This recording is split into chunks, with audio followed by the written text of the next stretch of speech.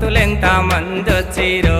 నా లింగ స్వామి భక్తులంతా కండ్ల చూడయ్యో నా లింగ స్వామి భక్తులంతా కండ్ల చూడయ్యో